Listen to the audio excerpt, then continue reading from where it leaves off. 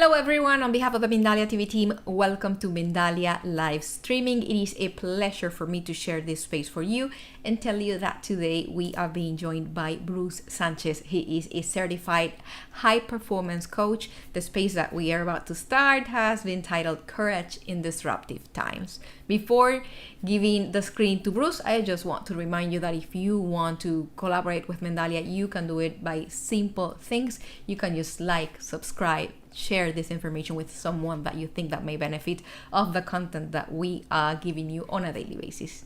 It is my pleasure now to leave you with Bruce Sánchez. Bruce, welcome to Mindalia once again. The screen is all yours. So much. Hearing an echo or something. One sec. Give me a sec. Guys. Now, all right. I think it's done. Sorry, I don't know how I was listening you. So crazy. Thank you so much. And be back. I'm so glad and pumped to be back here in Italy for the first time in English. But this is my fourth time, I guess. So really happy and so glad to be here. So I can't wait to start this topic about courage and disruptive time. Me, you know now why I'm saying these words. In general, is one of the most important topics in life.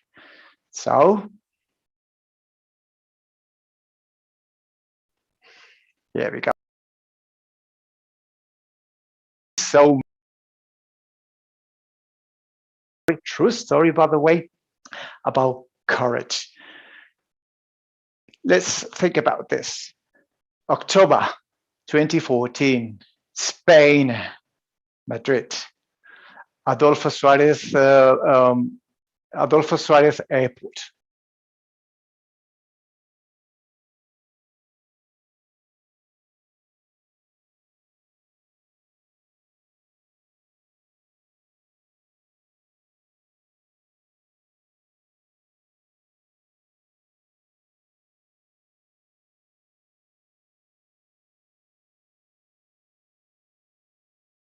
By the way, yeah, no?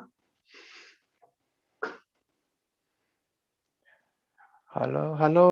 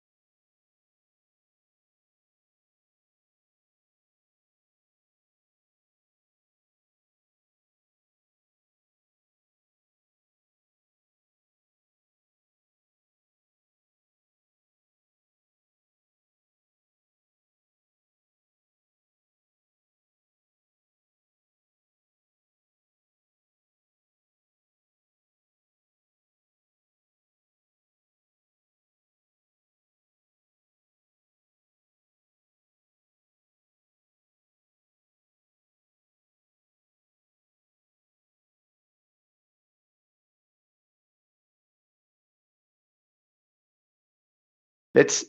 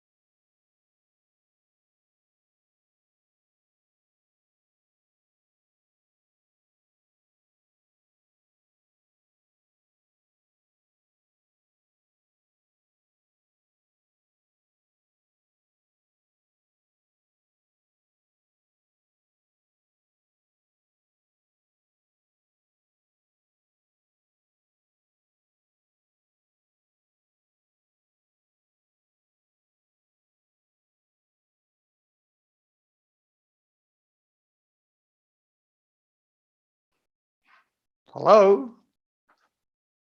I'm here again. For the first time here again.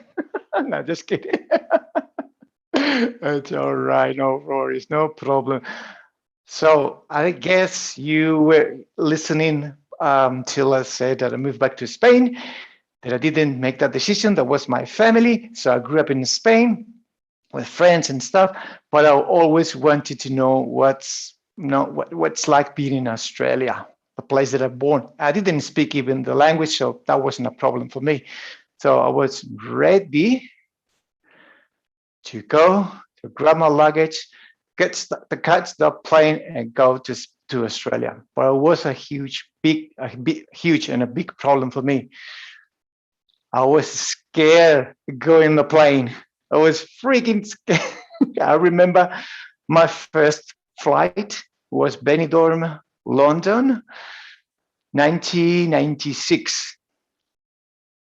Only 2 hours flight. The two longer ever hours in my life. Oh my God, I was so scared. I was like looking in the window. I know I don't want to see it. We are too high. I don't know why. I don't know how, but I was freaking scared. And that was for me like a trauma because it happened all the time. So imagine this. Me, I was about to go into a plane for 24 hours from Madrid to Melbourne. So Madrid, Bangkok, Melbourne, alone. with no one. My wife, my family, my friends.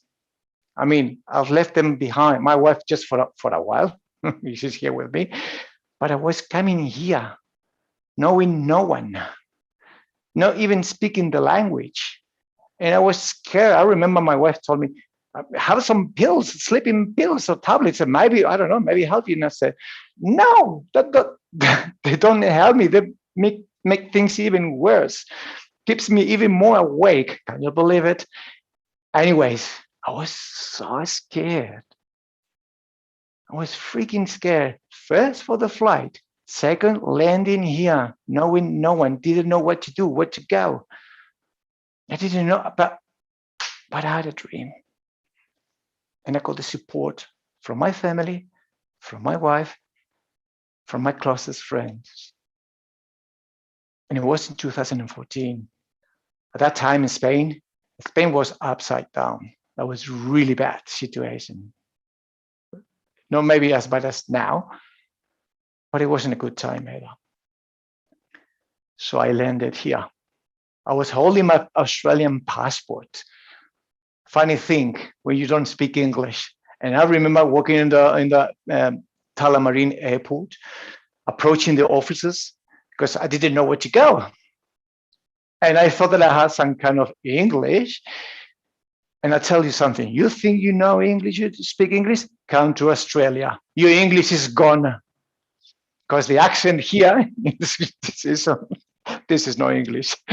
Anyways, I was with my passport and I asked the officer with my lovely accent at that time, hello, officer, my name is, I don't know where to go. The officer looked at me, I don't know what he said. He said something, but that was in English. And I said, huh?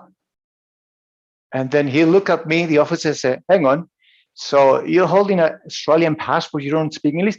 Come with me. We put me in an interview room with 3 or 4 officers, asked me like 1,000 questions. Why are you holding this? Where are you coming from? They checked my Spanish passport. I was in Colombia with my wife. They checked my luggage. You know, there was a very story. It's a very, very funny story. Anyways, it took like around 30 minutes to explain how I could at that time that I born here, but I took my passport in Madrid and then just came. And it was, we ended up laughing and they wished me luck and they told me where to go and then when the cabs, when I can catch a cab and all the stuff. That was 7 years ago. Today, 7 years later, I'm here today or tonight, wherever you are in the world, talking to you, communicating to you in the way that I'm doing it right now. And I know for sure, if I didn't make that move, if I didn't take that courageous step in my life,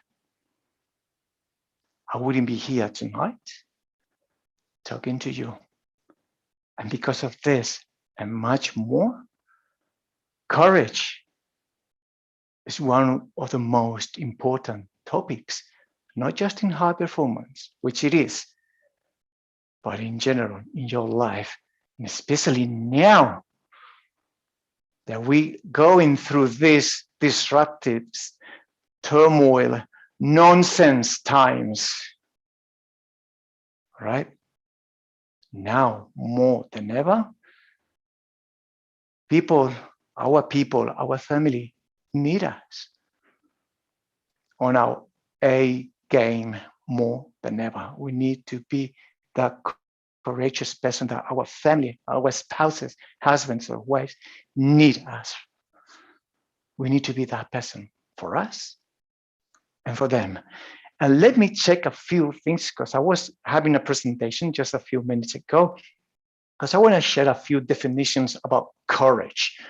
Because according with dictionary.com, courage is defined by the quality of mind or spirit that enables to face difficulty, danger, pain, etc., without fear.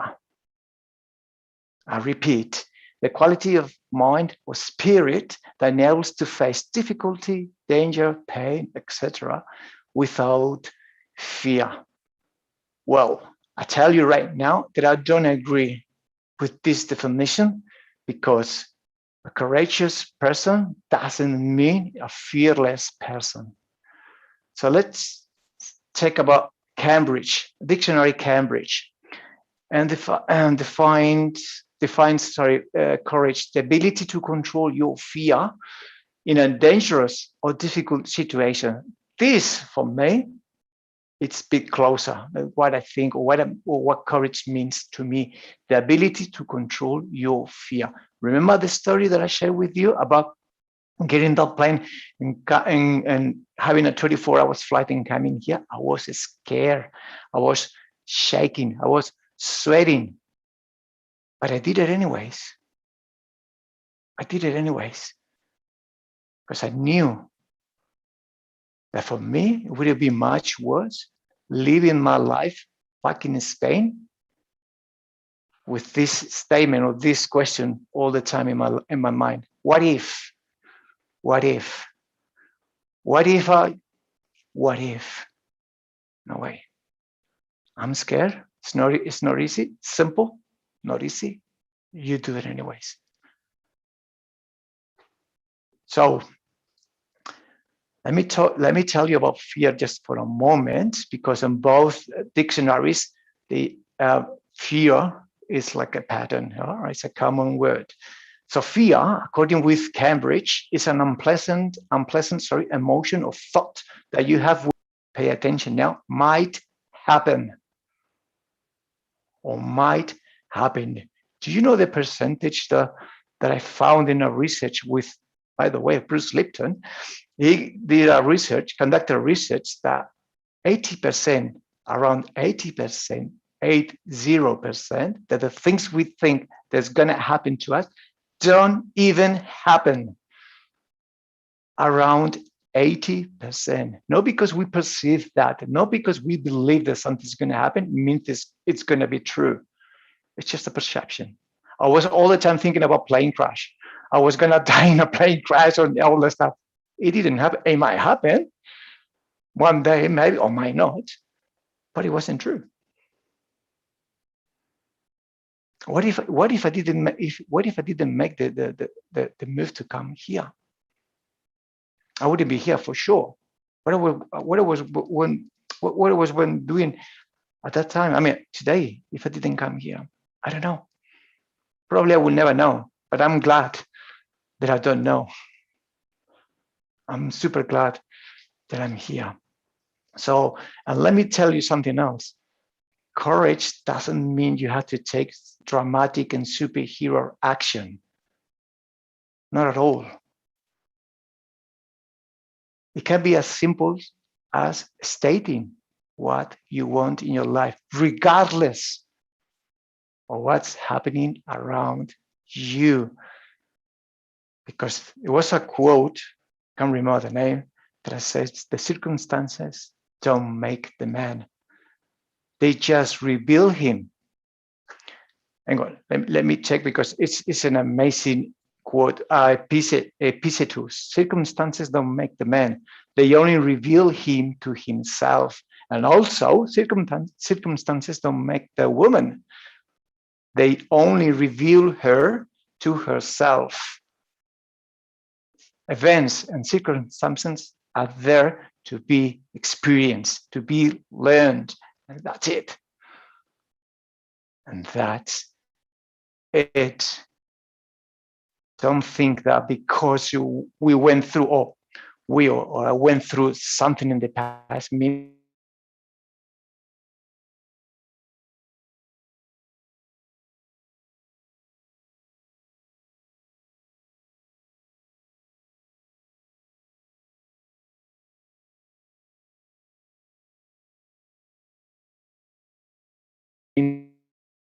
because of that, I'm in this way today to our truth all the time. And I know it's so easy to fall into the trap of the busyness and going here and work and this and that, the emails and you name it. I know that. I've been there too. You know, Brenda Bouchard, my coach, my mentor, he always says that society today is, we don't have a problem of achievement, but alignment. We are not aligned to our core values. We are not aligned with our real true, with our real self. We just got distracted. That's it. In here, WhatsApp, Instagram, on Facebook, at work, and look at what he told me. Oh my God, it's crazy. But it's not who we are. It just starts getting distracted. That's all. And I want to share with you a few statements that I've been using myself and my clients as a journal to, reconnect, to keep in mind that, for example, courage that we're talking today, if you're here in Australia, courage is already within yourself. You don't need anyone to, don't expect someone is going to come here to save you and give you courage, because courage is already in yourself. And I'm talking about courage, and it could be energy, whatever, it's already in yourself. You have the answers already. You possess all that you need to be happy in life. Already is in yourself. You don't need someone to, to give you that, because you have it already. We need to reconnect with that. One of the, I wouldn't say the best ways, but one of the good ways to do that is just pause, sit down, and I was gonna say spend time, but now let me rephrase this: invest your time in yourself. Like I said, it could be sometimes as simple as stating what you want, but seriously, all right? And don't tell me that you don't have time, because I know there is a research that at least in the US, the average people watching TV is around 4 hours a day, at least. So I think if you can invest around 20 minutes, 10 minutes every night or every day, I think everybody can have that time for themselves. If you don't have 10 minutes for yourself, you don't have a life, period, full stop. So I trust, or I hope that you can just take some notes, because I'm going to share with you a few strategies that's going to help you to connect with the things that matter the most with yourself, especially in courage. Because, my friends, courage, for me, like I said, has even saved my life back in the day, in a very, very dark experience that I had back in the 90s, that I overcame my addictions, and everything started when I stand up for myself and I said, I can't do this anymore. I need help, and I need to reach out family. I need to reach out someone who can help me, because I can't handle this. I can't handle it anymore. That was 20 years ago. And again, it was a courageous moment that I had to do something. Because, my friends, don't expect to get new results by doing same actions. You want to get new results, we need to start taking new actions. Common sense, right? Well, unfortunately, common sense is not a common practice. Unfortunately. So here we go. Let's go for the courage strategy number 1, which is learning mindset. You need to ask yourself, or state this. You need to think about something that you considered a failure, but was actually an opportunity to learn. How many times we've experienced this? Something you thought, nah, this is not going to work.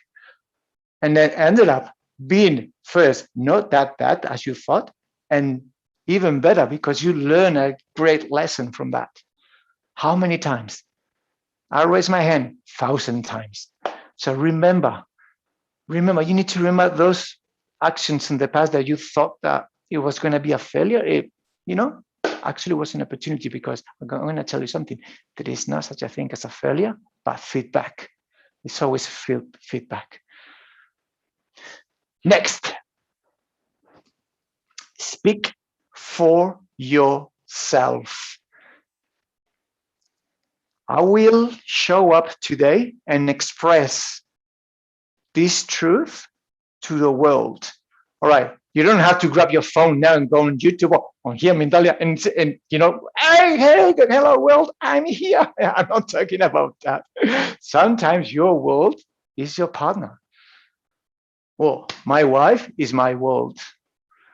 So she always is the first person to know anything from me. Anything that I want to do, a wish, a desire, a dream, she always is the first one, because she is my world. And I know that sometimes can be hard, and you don't want to share your dreams because you're afraid to be judged, maybe, or you might think, I think he or she's not going to understand what I want. But if you never share it, if you never do it, you never know. So we need to start expressing who we really are and share those things that we hold on to for many times, for many years. It's just we need to make that move, that step, if that makes sense. Show up today and express your truth to your world. Number 3, push yourself. This is a very good one. I will push myself out of my comfort zone by trying this one thing I've been afraid to do. I want to share something quick, because I was hosting another conference in Dubai, for a group in Dubai. And the lady who was the presenter there, which was presenting me, we had a talk 3 weeks ago. We were talking about, you should join, I don't know, a public speaking club or something. It's something that I was thinking about, but I was postponing for a bit. My dad told me the same. Well, for 3 weeks later, I just joined my Toastmasters club here in Melbourne. So, because I know I love public speaking, I don't have trained, but it's okay. I love it. And I needed that time, that person to push me to keep moving forward. So be mindful with the people you surround with, and try to find people that really want your best. All right? Not to tear you down. Those people, please keep them up. I'm not saying just get rid of them, but spend the least time with them as possible, right? People that push yourself. Next, of course, strategy number 4, ask for help. Right? Don't feel embarrassed to reach out and ask for help. I tell you, if I did it, that moment for me, ask for help, that step I saved my life by doing that. Just by doing that. Again, it's not hard, it's not easy, simple, but it's really hard. But for me, it's much worse living a miserable life, asking all the time, what if, and what if, what if. Mirna, how are we doing with the time? Are we good? Oh, thank you. Oh, thank you. I tend to, talk too much. 6 more minutes. All right. Another strategy, very important strategy. Celebrate your wins. You celebrate your wins. An accomplishment, no matter how big or small. I don't saying here you need to get drunk all the time. I'm not talking that. You need to acknowledge what you have accomplished. Small things. Look, last certification week, every year we recertificate with Brendan. I was coached by another high performance coach in the US.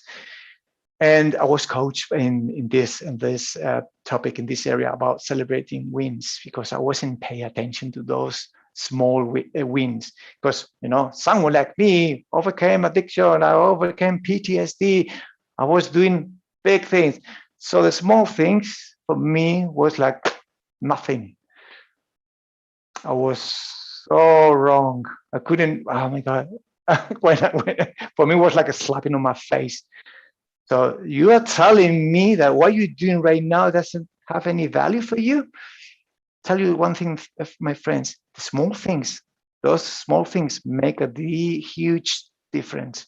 Because when you're used to it, that's the problem. When you're used to achieve or massively achieve, you get stuck because you're looking for the next accomplishment. And it has to be bigger than the last one.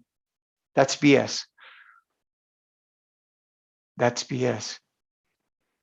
Because if you're not paying attention for these small things, we're going to tend to get ourselves frustrated, stuck, stressed, and anxious. I was there. A man who overcame addiction, became Krav Maga instructor. I came to Australia. I taught myself English. I became correctional officer. I joined the special operations group in the prisons in Melbourne. Amazing. Yeah, but what about those small things? You know what happened? A year and a half ago, I got diagnosed with PTSD. I experienced panic attacks at work in the prison, in front of the prisoners. First, it was scary. Second, it was dangerous.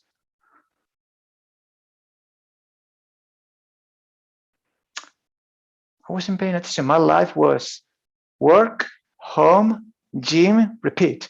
Work, home, gym, repeat for 3 years. Sometimes days off, and then once in a while, some annual leave. That was it. That was my life for 3 bloody years. I was fit. I was healthy. I was training. You know what I mean? PTSD, stress disorders. I wasn't paying attention for what really mattered the most. It was myself. It was myself. So I know what I'm talking when I'm saying, please celebrate your wins. My first coach, Sean Smith, he always says, there is no poo-poo progress. Progress is progress, and we need to acknowledge that. Couldn't be clear. So intense. Are we good? One more minute? Okay. Another strategy, very important, the power of community, your network. It's crucial. There is no such a thing like a self-made millionaire or self-made whatever. That's BS, capital letters, BS. We need each other. We need each other. No one it has to do everything. It's not going to work. It's not going to work. Recently, I just had on my team, I have someone new on board on my team. He's a project management. I wasn't expecting it, but look, I don't have to do it. I don't have to do everything myself. We need each other. Your community, your network is crucial. So, my friends, someone who is doing a better job than you right now, who is doing exactly what you want to do, reach out for guidance, for help, for whatever. You will be amazed how many people are willing to share some strategies, are willing to even guide you or mentor you. But you have to reach out, you have to try. Okay? You have to try. I know it can be like, what am I going to say? Who am I? Who I think I am? So just do it. Courage. And don't think about what's happening right now, because like I said, circumstances don't make the man, don't make the woman either. So. Thank you, Bruce. How about we start with some questions? Okay, Sounds perfect. Good? Okay. So I wanted to know if, given all the information that you have given us, if you can share with us a technique for time management, because it happens sometimes that in this world we're like multifunctioning. It's not the same as probably before when you had a 9-to-5 job. There's a lot of people that are developing businesses from home, or they're working and they're handling other duties. So what can you tell us about time management? Okay. I love time management. I love it. So first of all, it could be, oh my God, I could be speaking about time management like hours. I'll try to keep it short. First, watch your hours, your sleeping hours. All right, watch your sleeping hours. Very important. 7.5, 8 hours. All right. So if that, and then when you wake up, now I have on my charger. Don't use your phone. That thing, your phone, in the first 60 minutes when you wake up, even if you have a day shift or night shift, it doesn't matter. When you wake up, those first 60 minutes are crucial for your productivity, for your time management. No phones means no phones, no emails, no news, no messages, nothing. Nothing at all. It's been proven. I've done it, and I'm coaching this with my clients. 60 minutes. What can I do in those 60 minutes? You need to prime yourself. Why? Because on those 60 minutes, Bruce Lipton, by the way, talked about this. I can't remember what kind of waves are. I can't remember, there was wave, delta waves or something like that. We are more receptive to prime ourselves. So if we grab a phone as soon as we wake up and start, especially now, watching the news about restrictions stuff, we're going to start on a reactive mode. We're going to be reactive, angry, pissed off. And that's what we don't want, because it's going to ruin our day. Not just our day, it's going to affect our week, our month, and our year. So you wake up, sleep 7.5, 8 hours, wake up, no phones, trying to, I don't know, if you pray, just pray, meditate. I do 2 meditations, 25 minutes in total. And then I set my intentions for the day. I'll plan my day. All right, this needs to happen today. I need to contact this person. I need to do this. I need to a planning. That is important things for the day. If you give me a minute, I give you 4 questions that everybody I think should answer themselves. First, what's the one thing I'm excited about for today? One thing doesn't mean it has to be a big thing. I'll give you an example. When I woke up yesterday, I wrote down my Mindalia TV conference. That was something I was very excited about for today. I wrote it down. Second, describe with one word what kind of person I want to be today, and the reason why I chose that word. For example, I want to be a best. I want to be on service. Whatever, you choose one word that's going to define yourself, and then answer why you chose that word. That makes sense? Third, a situation that might stress me or sleep me out. Something that you think is going to happen, doesn't mean that it has to happen, but something that can stress you out. And write down. Sometimes could be traffic. I don't know how is the traffic in your city. Here in Melbourne,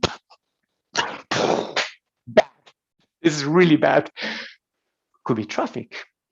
All right, just write down something that you think is going to stress you out. And then the fourth, how your highest self, or whatever you name it, is gonna deal, or is gonna manage, is gonna respond to that event or that action. And pay attention to what I'm saying. Respond and not react, because responsibility is the ability to respond and not react.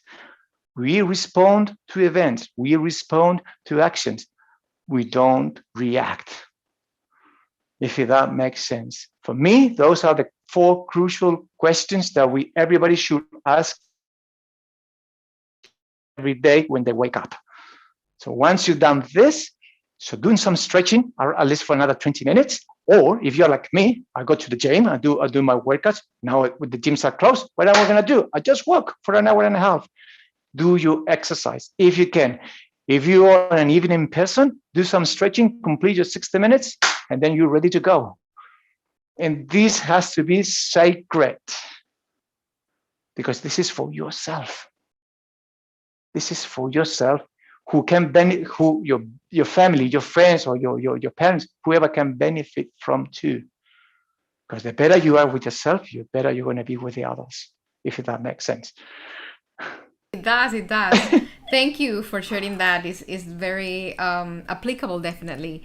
And it Thank you. seems simple. I understand that it may take some extra motivation sometimes. And what I wonder, what I like, the thing that I am curious about is it if sometimes we may be lacking motivation and lacking that passion because we may be running the wrong race.